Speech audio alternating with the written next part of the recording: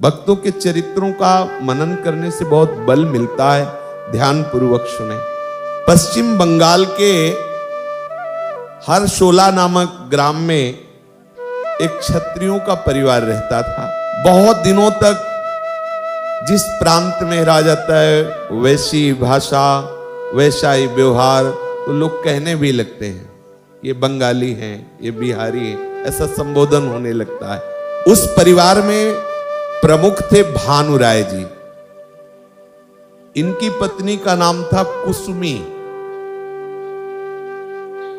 बहुत ही जमींदारी थी, खूब संपत्ति थी, खूब दूध देने वाले पशु थे, खूब अन्न, खूब धन संपत्ति सब। और घर में महाजनी का काम होता था।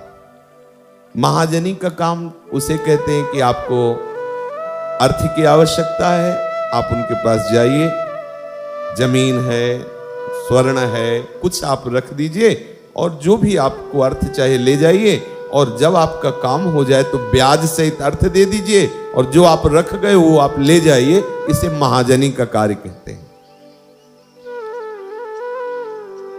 इनके घर में कोई भी दुर्गुण वाला नहीं था, इतनी संपत्ति होने पर भगवत कृपा पात्र ये परिवार है। खूब भगवत चरणारविंद की आश्रित भक्तों की सेवा करना, भगवत लीला चरित्र सुनना। घर के आंगन में बढ़िया सी तुलसी जी है, जल चढ़ाना, आरती करना, परिक्रमा करना, थोड़ी देर बैठ करके भागवत, श्रीमद् भागवत की कथा होना, फिर गोपाल शास्त्र नाम का पाठ करना। ऐसे पूरा परिवार भक्ति के रंग में रंगा हुआ। प्रधान ठाकुर श्री गोपाल जी महाराज, प्रायः गृहस्थियों में गोपाल जी जरूर होते हैं क्योंकि सरल होता है इनकी सेवा, अपराध की भी संभावना नहीं होती। लाला है, कोई भी गलती हो जाए तो ये नहीं कि अपराध बनेगा। गोपाल जी की सेवा में कोई अपराध नहीं है। हमारे लाला हैं, बिना नहाए भी हम उनको पवा सकते हैं। बच्चे हैं, भोग लगाने का तात्पर्य उनको भूख लगी है, पवा सकते हैं, भाव का खेल। और बंगाल में प्रायः शाक्त संप्रदाय की विशेषता, शक्ति उपासना, दैवी उपासना, पर ये शुद्ध वैष्णव। भानुराजे के दो कन्याएं थी, लक्ष्मी और माधवी, और उनके बीच में एक पुत्र था जिसका नाम प्रताप राय जी था। अब क्या कहना है, एक पुत्र है, दो पुत्रियां हैं, खूब संपत्ति है और भक्ति पूर्वक दिनचर्या चल रही है। ये तो बंदनीय गृहस्थ। भानुराय जी और कुसुमी जो उनकी माता है, उनके हृदय में एक भाव बैठा कि पुत्र होने की सार्थकता यही है कि हमारा पुत्र भगवत भक्त बने। माता पिता का संकल्प बहुत कार्य करता है, पक्का। यदि माता पिता चाहे तो पुत्र को बदमाश बना सकते हैं, चाहे तो पुत्र को महाभागवत बना सकते हैं। जब हम जन्मभूमि में थे तो एक नौटंकी होती थी, नौटंकी नाटक। गांव में कभी कभी धनी मानी के यहाँ कोई उत्सव होता तो ऐसे रखे जाते थे, कभी मूरत ध्वज चरित्र, कभी अलग अलग चरित्र होते थे, तो दौड़ दौड़ के हम लोग देखने जाते थे। एक नौटंकी में था सुल्ताना डाकू का, उसको देखा। तो सुल्ताना डाकू जब बच्चा था तो एक पेंसिल चुरा के जो माता से कहा कि ये चुरा के लाया हूं, का बहुत अच्छा बच्चा, काम आएगी लिखने की। उसको प्रोत्साहन दिया, वही चल करके बहुत बड़ा डाकू, सुल्ताना डाकू बना। बहुत ही खतरनाक, हिंसा करने वाला।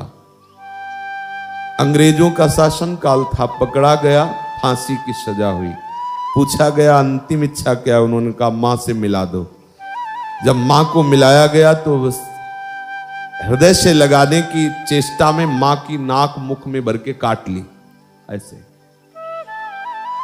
तो अंग्रेजी जो अधिकारी जन थे उन्होंने कहा ऐसा तुमने क्यों किया? बोले दुष्ट है। पहली पेंसिल जब मैं चुरा के लाया था, अगर थप्पड़ मार देती और कहती गलत कार्य है मत करना, तो आज मैं फांसी में चढ़ने न जाता। सुल्ताना डाकू बना इसके प्रोत्साहन से, इसने प्रोत्साहन दिया था, अच्छा है लिखने के काम आएगी। मेरी गति इधर बढ़ने लगी और आज मेरी फांसी का अवसर आया। मां और पिता का बहुत बड़ा हाथ होता है। सबसे पहले गुरु होते हैं माता और पिता। बच्चे की जीवन की नींव भरने में माता पिता का होता है। अब आप बच्चों के सामने मदिरा पिएंगे, गंदे बातें करेंगे, गंदे आचरण करेंगे तो वही संस्कार उनमें आएंगे। आप माला चलाएंगे, भागवत पढ़ेंगे, भक्ति के आचरण करेंगे तो वो आएंगे। प्रताप राय जी को निश्चय किया कि मुझे महाभागवत बनाना है। बड़े लाड़ प्यार से उनको बैठालते, भगवान नाम जपाते। ऐसा करना चाहिए। अपने बच्चों को बैठाल करके एक माला राधा राधा जपो, फिर हम तुम्हें बाल भोग देंगे, तुम्हें अमुक वस्त्र, प्रलोभन देकर बच्चों को थोड़ा भगवान नाम में, भगवत चरित्र सुनने में लगाना चाहिए। वो बहुत इस बात में सावधान रहते कि मेरे बच्चे को कुसंग ना होने पावे। प्रताप राय जी का अभ्यास बना दिया। उठते बैठते चलते फिरते आप हरिनाम जप करो। जपने लगे। जहां कोई वयोवृद्ध दिखाई दे, वैष्णव दिखाई दे, प्रणाम करो। संत जन दिखाई दे, वैष्णव जन, साष्टांग लौट जाओ। बड़ा प्रभाव पड़ता है इससे, जीवन में बड़ा प्रभाव पड़ता है। ये बहिर्मुख लोग, रजोगुणी लोग जानते नहीं हैं। जो अपने गुरुजनों को, वृद्धजनों को माथा रख के प्रणाम करता है वो कभी परास्त नहीं होता माया के द्वारा। माता पिता भगवत स्वरूप है। शिक्षा होती थी प्रातःकाल उठ के, रघुनाथा मात पिता गुरु नावई माथा, ऐसा करना चाहिए। अब तो समय बहुत ही विकराल गति में जा रहा है। यदि संत और वैष्णवों को साष्टांग प्रणाम किया जाता है, उनकी चरण धूलि माथे पे लगती है, तो जितने कण झरते हैं वो सब महाअपराध का नाश करने वाले होते हैं। चिरंजीवी वही होता है जो संत चरणों में प्रणति हो जाता है। प्रताप राय जी के पिता ने ये समस्त वैष्णव आचार अपने पुत्र को सिखाया, प्रताप राय जी को सिखाया। साथ में तुलसी जी में जल चढ़वाना, तुलसी जी के सामने हाथ जोड़कर खड़े होकर भगवान नाम कीर्तन करना, तुलसी जी की प्रदक्षिणा करना, ये सब बड़ा मंगलमय, आनंद वर्धन करने वाली, भगवत प्रसन्नता करने वाली चेष्टाएं हैं। विनय पूर्वक मधुर वाणी से सबसे बात करना, कोई भी अच्छी चीज मिले अकेले ना खाना, बांटकर खाना, किसी भी वस्तु के लिए कभी हट करके झगड़ा नहीं करना, कभी बच्चों के साथ ऐसे खेल नहीं खेलना जो हमारी बुद्धि को भगवत विमुख कर दे। माता पिता की एक एक शिक्षा नवीन बालक प्रताप राय जी के हृदय में अंकित होती गई। सब कुछ सुविधाएं होने पर भी अपने पुत्र को आज्ञा करी कि धूप की गर्मी बर्दाश्त करो, वर्षा की बूंदें बर्दाश्त करो, और सर्दी की जो ठंडी पना है उसको भी बर्दाश्त करो, क्योंकि भगवत प्राप्ति के लिए ये नाना प्रकार के क्लेश सहने का अभ्यास करना चाहिए। खूब धन होने पर भी ये सब सुविधा रहित जीवन जीने की शिक्षा दी। यही उत्तम धन्य है माता पिता जो अपने बालक को ऐसी शिक्षा देते हैं। कहा कि कभी तुम्हें शौकीनी नहीं करनी, ऐसे कपड़े नहीं पहनने जो भड़कीले हो, चटकीले हो, चमकीले हो। जीव के स्वाद के लिए कभी ललचाना नहीं है। कभी किसी को भी रोग ग्रसित देखकर घृणा नहीं करना। ये सब प्रताप राय जी के जीवन में भरा। प्रताप राय जी की जो बड़ी बहन लक्ष्मी जी थी, उनका विवाह हुआ 13 साल की उम्र में। पहले कम अवस्थाओं में विवाह हो जाता था। 11 साल की उम्र में उनकी छोटी बहन का हुआ, फिर प्रताप राय जी का, उनकी पत्नी का नाम मालती, उनसे एक पुत्र हुआ। पिता की देखरेख में प्रताप राय ने घर का सब कामकाज संभाला, लेकिन पिता की आज्ञा कि कभी भगवत भजन न छूटने पावे, तो हर कार्य करते हुए वो भगवत स्मरण करते। जो जो वैष्णव जनों के आचरण होने चाहिए वो समस्त आचरण प्रताप राय में कूट कूट कर बाल्यावस्था से भरे गए थे। जब उनकी अवस्था 23 वर्ष की हुई तो घटना घटी कि पूरे परिवार का भार संभालने वाले उनके पिताजी जो भानुराय थे वो पधार गए। पिता की मृत्यु से सारी जिम्मेवारी इनके ऊपर आ गई। 23 वर्ष की अवस्था है, मानो पूरा भार इन पर आ गया, किंतु इन्होंने भगवत स्मरण में कमी नहीं आने दी। सोचा कि मृत्यु लोक है, यहां तो जन्म हुआ है तो मृत्यु निश्चित होगी, इसके लिए रोना क्या, क्या शोक करना। मेरे पिताजी तो मेरे को भगवान के चरणारविंद की भक्ति में युक्त किया, वो तो ऐसे महान भागवत थे, उनकी गति में कोई संशय नहीं, इसलिए वो रोने लायक नहीं। उन्होंने तो शरीर को भगवत स्मरण करते हुए ऐसे छोड़ा जैसे कोई गले से अत्यंत सुकुमार पुष्पों का हार उतार दे। मृत्यु में कष्ट तो उनको होता है जो भगवत स्मरण रहित संसार के राग में फंसे होते, उनको भयानक कष्ट होता है। पिताजी तो प्रभु के भगवान के परम भक्त थे, उनको मृत्यु का भी दुख नहीं भोगना पड़ा और परम गति हुई। उन्हें भला कैसे हम कष्ट युक्त मानकर रोए, नहीं रोना बनता। कभी वो अपने पिता के पधारने पर रोए नहीं, और नहीं रोना चाहिए। जब कोई पधारे, गांव में तो रोने वाले बुलाए जाते हैं, जैसे कम होते ना तो बुलाए जाते, पैसे एक बैच होता है, वो केवल आएंगी वो माताएं और बैठेंगी इतना घूंघट करके और शुरू करेंगे हाय, और बस हल्ला और ऐसे पूरा घेर के, तो मतलब एक रोने का बैच है उनका।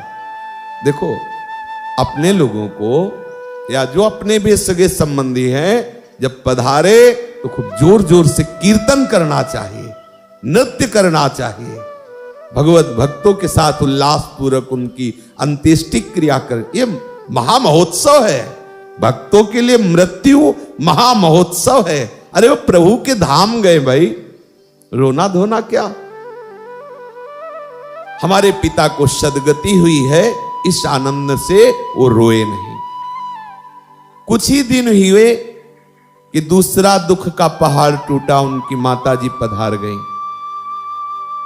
प्रताप राय जी ने भगवान का मंगल विधान माना कि जहां हमारे पिताजी प्रभु के चरणों में गए वहीं माता गई है। अब घर का सारा बोझा इनके ऊपर, पर उन्होंने भगवत भजन में कमी नहीं होने दी। बार बार ये समझाते कि ये व्यवहार के कार्य करते हुए भजन करने का आदेश पिताजी ने दिया था, हम भजन में त्रुटि नहीं आने देंगे। प्रधान भजन नाम जप था उनका, जो कभी भी किसी स्थिति में नहीं छूटता था। यही हर वैष्णव का प्रधान भजन है, नाम जप, उठते बैठते चलते फिरते। उनके पुत्र दीनबंधु राय की अवस्था जब 12 वर्ष की हुई तो वो भी बीमार हो गया। प्रताप राय जी का बेटा, उसे सन्निपात ज्वर हो गया। प्रताप राय और उनकी पत्नी मालती, यही एक लाडला पुत्र, और वो भी ऐसी अवस्था में। अपूर्व धैर्य, अपूर्व भगवत भक्ति, भजन नहीं छोड़ना। पुत्र की रोग सैया के पास बैठ कर के श्रीमद् भागवत की कथा, नाम कीर्तन, नाम जप, रात दिन दवाई देना, बालक की परिचर्या करना और भगवत भजन का एक तार चलना। एक क्षण भी पुत्र में मन नहीं लगने दिया दोनों ने। कुछ ही दिनों में पुत्र पधार गया। मालती रोने को हुई तो प्रताप राय जी ने कहा रोना बनता नहीं। महीनों से रोज भागवत सुना रहे हैं, रोज अपने लोग कीर्तन कर रहे हैं, नाम जप कर रहे हैं, वो प्रभु के पास गया, रो क्यों नहीं? बिल्कुल नहीं, रोना नहीं बनता, रोए क्यों? मां का हृदय थोड़ा बहुत मतलब ममता युक्त होता है, पर महाभागवत पति के आदेश के कारण वो नहीं रोई। प्रताप राय जी ने हृदय से लगा के कहा, मालती प्रभु हमें बहुत प्यार करते हैं। देखो हमारा कुछ प्यार पिता में था, कुछ प्यार माता में था और बहुत प्यार बेटे में था। प्रभु को लगा कि ये कहीं फंस न जाए, इसलिए सब जगह से प्यार हटा दिया। अब हम दोनों मिलकर अपना पूरा का पूरा प्यार श्री हरि चरणों में लगाए। देखो नकारात्मक सोच नहीं आई कि बच्चापन से भजन में लगे और एक ही लड़का था वो भी पधार गया, कहां हो भगवान? वो प्रश्न होता है ना, कहां हो? लेकिन देखो सकारात्मक सोच, एक भक्त की सोच। हमारे पुत्र को प्रभु ने बुला लिया, माया प्रपंच में नहीं फंसने दिया, बड़े कृपालु हैं, अपनी सेवा में रख लिया। अब देखो हम दोनों को चाहिए तन्मय होकर प्रभु का भजन करें, अब तो कोई चिंता नहीं। और मृत्यु तो शरीर की होती, आत्मा की तो होती नहीं, और शरीर तो सबका मरेगा, हमारा हो या आपका। ये वियोग तो निश्चित प्राप्त होगा, अपने शरीर का या अपने सगे संबंधियों के शरीर का। बैठा लीजिए, अपने शरीर का या अपने सगे संबंधियों के शरीर का वियोग निश्चित प्राप्त होगा। इसका नाम मृत्यु लोक है, क्रम से सब मरेंगे, सब, इसका नाम मृत्यु लोक है। इसलिए इस बात में दुखी होकर भजन नहीं छोड़ना, प्रताप राय जी ने समझाया। कुछ समय बाद छोटी बहन माधवी के पति, उनका नाम बल्लभ राय था, वो भी बीमार पड़ गए, रोग सैया में पड़ गए। बहुत सी दवाइयां की लेकिन उनको कोई लाभ नहीं हुआ। बड़ी बहन लक्ष्मी ने हठ प्रारंभ किया और प्रताप राय जी से कहा, आज तक हमने राखी बंधन से आपसे कुछ नहीं मांगा, राखी बंधन आप हमारे भैया हो, आज मैं मांगती हूं पति की रक्षा करो, सैया पे हैं, भगवान से प्रार्थना करो, क्योंकि आपका निरंतर भजन चलता है और आप संकल्प करेंगे, आप चाहेंगे तो मेरा ये बच जाएगा, रोग सैया से बच जाएगा। और पक्का भक्त क्या नहीं कर सकता, उसके पास हरि नाम रूपी धन है, पर वो वही नहीं कर सकता जो प्रभु नहीं चाहते। समझ रहे हो? भक्त क्या नहीं कर सकता, अर्थात उसकी अमोघ सामर्थ्य है, पर वो वही नहीं कर सकता जो प्रभु नहीं चाहते। प्रताप राय जी तो महान प्रेम लक्षणा भक्ति से युक्त थे, पर उनकी बहन ने हठ किया, आपको मेरे लिए गए। बल्लभ राय बहनोई की सैया के समीप बैठे और वहीं उनकी पत्नी माधवी जी बैठी। प्रताप राय जी भगवान का स्मरण करते हुए प्रभु से प्रार्थना करने लगे कि मैंने ना मांगा है ना मांगूंगा। ये कह रही है कि आप मांगो, तो मुझे लगता है कि आपकी इच्छा है क्या कि आपसे मांगे। जैसे प्रहलाद जी से प्रभु कह रहे मांगो, तो कह रहे यही वरदान दे दो कि मेरे अंदर कोई मांगने की इच्छा ना हो। लेकिन जब आप यही कहते हो कि मांगो, तो प्रभु सबका मंगल हो जाए, सब आपकी भक्ति से युक्त हो जाए, सब आपके परम धाम जाएं। सर्वे भवन्तु सुखिनः सर्वे सन्तु निरामयाः। ये क्या मांग हुई? ये कोई मांग हुई? प्रभु मैंने कभी आपसे मांगा नहीं, ना कभी मांगेंगे। ये बहन कह रही तो मुझे ऐसा इशारा लग रहा है कि आप चाहते हो क्या कि आपसे मांगे। देख लो प्रभु, और बस स्मरण में डूब गए। उसी समय दोनों को एक साथ तंद्रा आती है। जो चरणों के पास बैठी हुई बहन थी, पति के चरणों के पास, और सिर वो गोद में रखे हुए प्रताप राय जी। देखा उसी समय दोनों ने एक साथ ही देखा, श्री हरि के पार्षद तेजस्वी चतुर्भुज नारायण रूप विमान लेकर पधारे और कहने लगे, वल्लभ तुम्हारे ऊपर भगवान बहुत रीझ गए हैं, अब इस माया प्रपंच से हटाकर तुम्हें अपने दिव्य धाम में वास कराने के लिए मुझे भेजा है, किंतु अब नहीं ले जा पाएंगे हम तुम्हें। आ गए हैं लेकिन ले नहीं जा पाएंगे। उनका क्यों? तुम्हारी पत्नी ने ऐसे महाभागवत से ये हट करा लिया है कि तुम स्वस्थ हो जाओ, अर्थात तुम परम धाम ना जाओ। भगवान अपने भक्त की बात नहीं काटते, ध्यान देना, अंदर की बात है।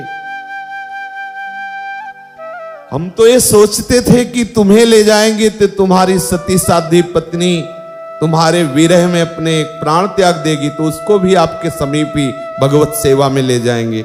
लेकिन अब सब तो ऐसा नहीं हो पाएगा, क्योंकि प्रताप राय जी ने ठान लिया है कि आप स्वस्थ हो जाओ। ऐसा तुम्हारी पत्नी चाहती थी। प्रताप राय तुम्हारे स्वास्थ्य के लिए प्रभु से प्रार्थना करें और प्रभु भला ना सुने, ऐसा कैसे हो सकता है? तुम जानते हो कि भगवान भक्त के अधीन है।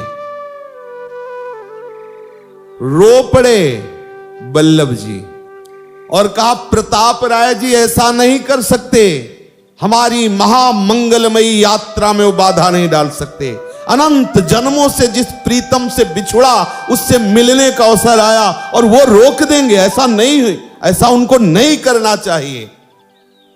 भगवान के इस मंगलमय आवाहन को वो रोक दे, ये बिल्कुल ठीक नहीं है। एक जीव को अपने प्रीतम से मिलने से रोक दें, ऐसा भक्त के लिए उचित नहीं है। आप लोग मुझे अभी ले चलिए, तुरंत ले चलिए, मुझे अब एक पल का भी विलंब असह्य हो रहा है, मैं प्रीतम श्री हरि से मिलना चाहता हूं। तत्काल प्रताप राय जी विचलित हो गए, नेत्र खुले। उसी समय माधवी के भी नेत्र खुले। मुख पर अपार आनंद प्रताप राय जी के है। पास में बैठी हुई बहन माधवी से कहा, बहन तुमने कुछ देखा? उनका हाँ हमने देखा, अभी भगवान के दिव्य पार्षद आ रहे थे, कैसी दिव्य शोभा थी विमान की, और वो ऐसी ऐसी वार्ता कर रहे थे, तो अब क्या राय है? माधवी ने कहा, मैं हाथ जोड़कर प्रार्थना करती हूं, बिल्कुल प्रार्थना न करना, अब मेरे पति को प्रभु श्री हरि से मिलने दो, अब कोई बाधा मत डालना, आप प्रार्थना न करना। मैं बहुत प्रसन्न हूं अपने प्रभु के विधान पर कि मेरे पति भगवान से मिलने जा रहे हैं। समझिए, हमें लगता है कि वो बीमार ठीक हो जाए और उसे प्रभु मिलना चाहते, प्रभु मिलन की तिथि आ गई। अरे प्रीतम के लिए तो विरह में तड़पता रहा अनंत जन्मों से, जब से तुम बिछुरे प्यारे कब न पायो चैन। आज प्रीतम से मिलने जा रहा है।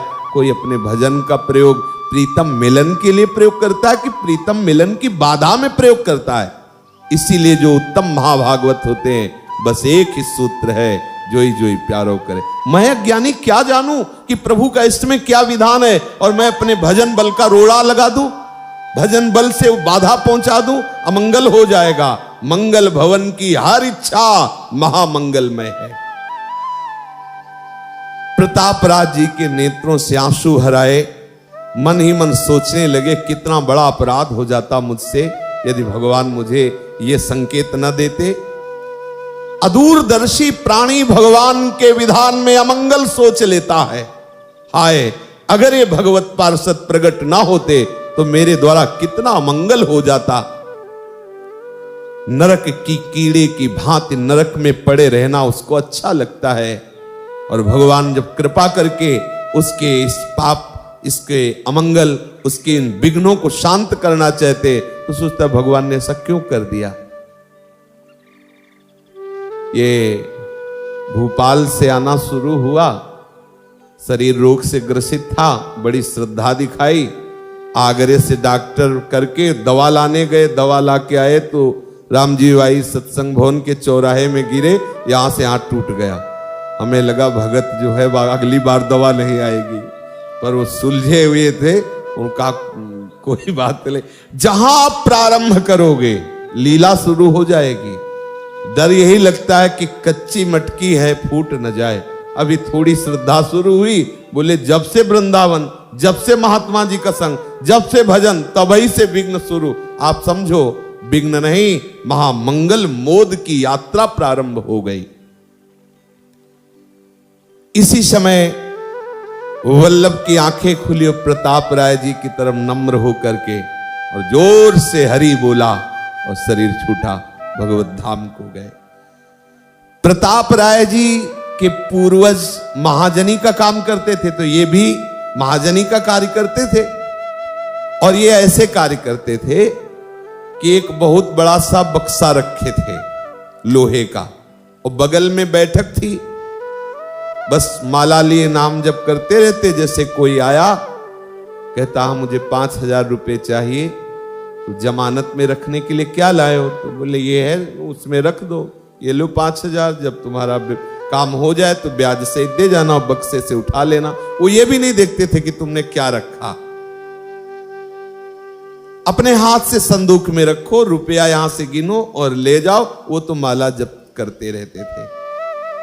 प्रताप राय जी का यश दिन प्रतिदिन बढ़ने लगा, क्योंकि बिस्तरे सब जग बिमल कीरति, साधु संगति नाटरे।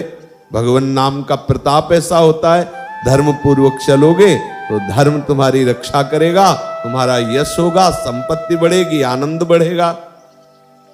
लेकिन ये बढ़ने के साथ द्वेष भी बढ़ेगा। लोग तुमसे द्वेष करेंगे, तुम्हारी निंदा करेंगे। ऐसे महाभागवत के प्रति भी द्वेष और निंदा करने वाले हृदय में जलने लगे। अब वहां का जो एक अधिकारी था वो दुष्टों से मिला कि इसका तो बड़ा बोलबाला हो रहा है, ये ईर्ष्या सह पाना बहुत कठिन है। हम तो न जाने क्या क्या करके परेशान हैं, और बड़े सुख चैन से आनंद पूर्वक, ना कोई मेहनत करता है ना कुछ, माला चलाता रहता है, खूब संपत्ति बढ़ रही और इसका बड़ा यश। और लोग प्रमाण देते थे प्रताप राय जी का ईमानदारी का, क्योंकि महाभागवत थे। उनमें से उन्होंने 4 चोरों को तय किया जो दुष्ट स्वभाव के थे। उनमें से कहा कि डिब्बे थैलियां तैयार करो, उनमें कंकड़ भरो। वो देखता तो है नहीं, माला लिए बैठा रहता है और वहां बक्से में रखवा देता है। आप कहो हमारे स्वर्ण आभूषण हैं, मुझे रुपया चाहिए 10-10 हजार रुपये, और बड़ी बड़ी थैलियां बक्से में रखो। बारी बारी से चारों डिब्बा वो थैलियां ले जाकर के संदूक में रख देना और रुपए ले लेना, और कुछ ही दिनों बाद हम चलेंगे रुपए लेकर के, ब्याज सहित देंगे। और थैलियां उठाएंगे और कहेंगे देखो ये बेईमान माला लेकर बैठा रहता है कि हम भागवत है, हमारा सोना गायब कर दिया, इसमें कंकड़ भर दिया। पूरा पक्का ऐसा विधान बना लिया गया। एक आया, प्रणाम किया प्रताप राय से, कहा मुझे आवश्यकता है 10,000 रुपए की। का बदले में जमानत में क्या? थैली मोटी दिखाई, इसमें सोना आभूषण है, रख दो संदूक में। उसे ज्यादा विश्वास भी ठीक नहीं रहता। हाँ, व्यापार आदि में भक्ति एक अपना क्षेत्र है, लेकिन व्यापार आदि में दूसरों को ग्रामीण भाषा में कहते हैं जर जोरू, जमीन, इनमें ज्यादा विश्वास ना करें। संपत्ति है किसी को, वो चुरा लेगा। जमींदारी के कागज है, अपने रख दिए कि देखो वो कभी बेईमानी कर सकता है। ऐसा ही हुआ ये परम भागवत। तो भगवान कहां गए थे? बहुत ये जो सत्संग है इसे मनन किया जाए, इसमें भी मंगल छुपा है, बड़ा मंगल छुपा है। अब उसने थैली रखी और 10,000 रुपए ले चला। थोड़ी देर में दूसरा आया, 10,000 रुपए ले थैली रखी। तीसरा आया, चौथा आया, ऐसा किया। 10-5 दिन व्यतीत किए, पहला आया, काम हो गया, बड़ी कृपा किया, और ये 10,000 का ब्याज, 10,000 लो, और हमारा सोना बोले उसी में रखा है। अच्छा अच्छा, थैली उठाई, सामने पलटा, उसको तो पता था पत्थर कंकड़। अरे देखो कितना बेईमान, चंदन तिलक लगाए, माला लिए बैठा है, 10,000 रुपए हमें दिए थे, हमने आभूषण रखे, आभूषण गायब कर दिया, पत्थर कंकड़ भर दिया और हाय हाय मचाने लगा। अभी वो पूरी उसकी बात नहीं हो पाई थी कि दूसरा आ गया, उसने ब्याज से, वो भी अल्लाह मचा, चारों ठग थे ना। अब तो 4 आदमियों की आवाज, फिर 50 आदमी इकट्ठा हो गए, सब कहने लगे यार ऐसा भी भगत, पूरा पाखंडी, देखो ऐसा नहीं करना चाहिए प्रताप राय को। और वो चुप। उन्होंने कहा भैया तुम सच्ची ईमानदारी से बताओ, देखो हमने तो छुआ भी नहीं, तुम जहां रख गए थे। अरे बोले ईमानदारी की बात तू करता है। अब पूरा गांव खिलाफ, पूरा नगर खिलाफ, ये हरि की लीला। प्रताप राय जी के पसीना आ गया कि मतलब ऐसा, बहुत समझाया पर उन धूर्तों को तो छल करना था। प्रताप राय जी साबित हो गया कि बेईमान है। सब लोग कहने लगे धूर्त, बेईमान, पाखंडी, तिलक लगाए माला जपता रहता है।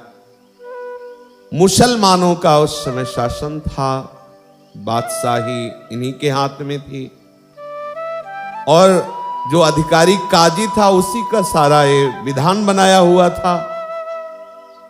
अब न्याय का नाटक रचा गया कि काजी से, काजी तो भेजा ही था चारों को, काजी ने तत्काल बादशाह से मिलकर के कि हमारे नगर में अराजकता फैला रहा है और ऐसा ऐसा बेईमान ये पाखंडी प्रताप राय, बिना किसी जानकारी, क्योंकि काजी जब दस्तखत कर रहा फिर क्या, तुरंत आदेश हुआ उनको जेल में बंदी बना लिया जाए, घर द्वार खेत पशु धन संपत्ति सब जब्त कर ली जाए। अब काजी षड्यंत्रकारियों ने उनको मिला ही रखा था। अब मालती ने प्रताप राय से कहा कि हमने सुना है सैनिक आ रहे हैं, सब संपत्ति जब्त करेंगे, हम लोगों को जेल में डालेंगे, हमारी तो कोई बात नहीं, लेकिन गोपाल दुख पाएंगे, ठाकुर जी दुख पाएंगे। गोपाल जी प्रधान सिंहासन में विराजमान थे, तो गोपाल का कुछ थोड़ा भोग और उनकी श्रृंगार की पोशाक आदि, और गोपाल को लेके भाग पड़ी, वो तो आएंगे यहां ऐसा सब, तो हमें भागना चाहिए। वो भाई के घर भाग के चली गई। अब पूरी फौज आई, प्रताप राय जी को बंदी बनाया, सब संपत्ति जब्त कर ली गई। तो गांव वालों ने देखा था मालती जी को जाते हैं, तो उन्होंने कहा पत्नी इसकी कुछ संपत्ति लेकर के भाग गई है। सैनिक दौड़ाए गए, खोज हुई रिश्ते नातेदारों के यहाँ, तो अपने भाई के यहाँ मिली, ठाकुर जी सहित आभूषण सहित मालती सहित जेल में। ठाकुर जी संपत्ति के उसमें जब्त कर लिए गए, आभूषणों वो, और उन दोनों को बंदी बना दिया गया। धन संपत्ति गई, इज्जत गई, पूरे गांव में इज्जत थी, परम वैष्णव बड़े धर्मात्मा है, कारागार मिला। देखते जाओ, बचपन से महान भक्ति में लगे हुए नाम जापक है। कैसा लग रहा है ये सुन के? कहां है भगवान? अब आप देखो सब विनाश हो गया। लोक में यश था वो मिट्टी में मिल गया, संपत्ति सब हड़प ली गई, ठाकुर सहित अब जेल में है। कहां है गोपाल जी? लड्डू ही खाते रहे केवल। अरे थोड़ी तो कृपा करते बड़े। लेकिन इन महाभागवतों की वृत्ति देखो, उन्होंने मन में विचार किया कि गोपाल जी को भोग तो अब लगेगा नहीं, वो भी संपत्ति की जगह वो तो ऐसे पधरा दिए, वो तो वो शब्द हम नहीं बोले, फेंक दिए, उनको लिए तो ठाकुर है। वो दुखी हो रहे गोपाल जी के लिए, उनको कैसे भोग लगेगा, उनका कैसे श्रृंगार होगा, मेरे ही पाप का फल होगा, मेरे भगवान कभी अमंगल नहीं कर सकते, ये तो मेरे किसी पाप का प्रभु ने पावन करने के लिए विधान बनाया है। हमारे प्रभु के प्रत्येक विधान में महासुख है, मैं कैसे सोचूं कि मुझे दुख मिला है। पत्नी ने कहा इसमें क्या सुख है, जेल में बंद है, सब लूट गया। बोले देखो व्यर्थ के लेन देन व्यापार में वहां ताके बैठे रहते थे, दोनों को जेल में कर दिया। कुछ न कुछ तो भोग राग मिलेगा ही। राधे श्याम रात दिन रटते सब खत्म कर दिया। कितने कृपालु प्रभु हैं। प्रभु ने एकदम एकांत कर दिया, कोई व्यवहार नहीं, कोई चेष्टा नहीं। अब खूब भजन करो, खूब भजन बढ़ेगा हमारा तुम्हारा, चिंता मत करो। उन्होंने मन में, मालती जी ने कहा कि देखो आप ये फुसलाने वाली बातें मत करो, आपके संग से हम भी प्रभु का भजन करते हैं। ठीक है, हमें जो भी जैसा भी उनका विधान हो, लेकिन हमारी सेवा जो उनकी थी छूट गई ना। अब हम सेवा छोड़ के उनकी तो नहीं रह सकती ना, उनका भोग नहीं लग रहा ना, मैं नहीं जी सकती इसके, ये विधान हम मानने वाली नहीं।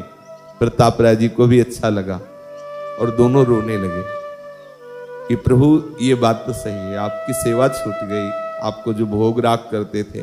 दोनों विकल, जो ही विकल हुए तो आ गए, जेल में आ गए। प्रभु आ गए, साक्षात संपूर्ण जो उनका कमरा था प्रकाश से भर गया।